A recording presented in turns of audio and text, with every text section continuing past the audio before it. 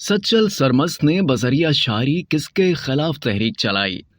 वादिये सिंध के उन सूफिया में जिन्होंने अपनी शायरी के जरिए रूहानी बेदारी और पूरे खत्ते में शऊरो आगाही पैदा की, उनमें हजरत शाह अब्दुल लतीफ भटाई के बाद सच्चल सरमस्त का नाम नुमाया नजर आता है। इनकी विलादत खैरपुर के कस्बे मौजू दराजा में हुई, जहां इनके दादा मियाँ साहब टिन्नू फारूकी ने खानकाह बनाकर रुश्तो हदायत का काम शुरू किया हुआ था। इस जमाने में नादिर शाह ने हिंदुस्तान पर हमला करके दिल्ली की ईंट से ईंट बजा दी। इसकी सिंध पर भी निगाह थी। काबुल पहुंचते ही सिंध के हुक्मरान मियाँ नूर मोहम्मद कलोड़ो को भी धमकी भेजी। मियाँ नूर मोहम्मद कलोड़ो ने अपना दारुल खिलाफा छोड़ दिया और उमरकोट में सुकूनत इख्तियार कर ली। नादिर शाह को इसका इल्म हुआ तो उसने सिंध पर योरिश कर दी। जंग बंदी के बाद नादिर शाह ने उनसे 22 लाख रुपए सालाना खर्च के तौर पर वसूल किया। इसी पुराशोभ जमाने में 1739 में रियासत खैरपुर के इलाके रानीपुर के करीब के एक छोटे से गाँव दराजा शरीफ के एक मजहबी घराने में सिंधी जबान के मशहूर सूफी शायर हजरत सच्चल सरमस्त की पैदाइश हुई। इनका असल नाम अब्दुल वहाब था। सच्चल सरमस्त के दादा मियाँ साहब डिन्नू उर्फ मोहम्मद हाफिज एक मारूफ बुजुर्ग और शायर थे। इनके जद्दे अमजद मोहम्मद शेख शहाबुद्दीन मोहम्मद बिन कासिम की फौज में शामिल थे। शेख शहाबुद्दीन बाद में सहून के हाकिम मुकर्रर हुए। शेख शहाबुद्दीन की वफात के बाद उनकी औलाद को इंतहाई नामसाद हालात का सामना करना पड़ा, जिसके नतीजे में उन्होंने सहून का इलाका छोड़ दिया। सच्चल सरमस्त के दादा साहब डिन्नू फारूकी ने दराजा में खानकाह बनाई और रिश्तो हदायत में मशगूल हो गए। मियाँ साहब डिन्नू फारूकी के 2 बेटे थे, मियाँ सलाहुद्दीन और मियाँ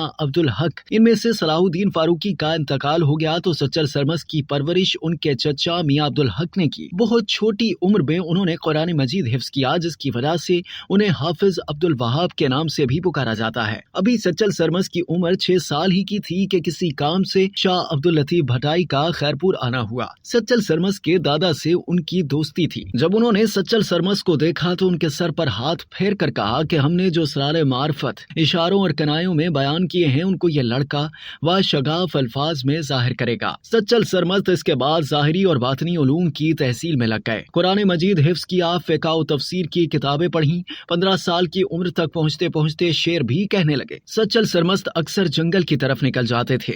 जवानी ही से इबादत गुजार और रोजे नमाज के पाबंद थे। मस्ती और उरूज की हालत में बेखुद हो जाते थे।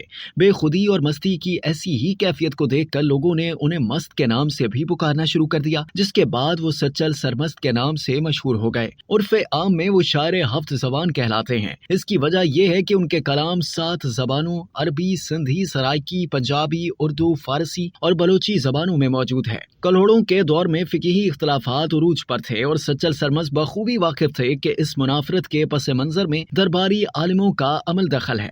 लिहाजा उन्होंने उलमा के खिलाफ अपनी शायरी के जरिए तहरीक चलाई। चूंकि वो अपने पैगाम को ज्यादा से ज्यादा लोगों तक पहुंचाना चाहते थे, इसलिए उन्होंने मुख्तलिफ जबानों में अपना शायराना कलाम तहरीर किया। सिंधी कलाम की तरह दूसरी जबानों में भी उनकी शायरी को जबरदस्त मकबूलियत हासिल हुई। उनके नजरिया वादतुल वजूद के फलसफे ने उन्हें सिंध के रूहानी बुजुर्गों की सफ में ला खड़ा किया। सच्चल सरमस्त ने 14 रमजान 1242 में 90 बरस की उम्र में वफात पाई और अपनी आबाई खानकाह दराजा शरीफ में मदफून हुए। मिर्जा अली कुल्ली बेग हजरत सच्चल सरमस्त की शख्सियत के बारे में रकम तराज हैं कि वो सफेद रैश मुबारक रखते थे। जूता कभी पहनते, कभी नंगे पांव ही घर से निकल जाते। हाथ में लाठी होती थी। सवारी इस्तेमाल नहीं करते थे। जमीन पर या लकड़ी के संदल पर बैठते और सो जाते। चारपाई इस्तेमाल नहीं करते थे। अक्सर तंबूरा भी साथ रखते थे। उनकी अहलिया ने आलम शबाब में वफात पाई थी और वो औलाद की नेमत से भी महरूम रहे। इसलिए कर्ब तन्हाई ने इतनी शिद्दत इख्तियार कर ली कि अक्सर जंगलों और वीरानों में अकेले घूमते फिरते थे।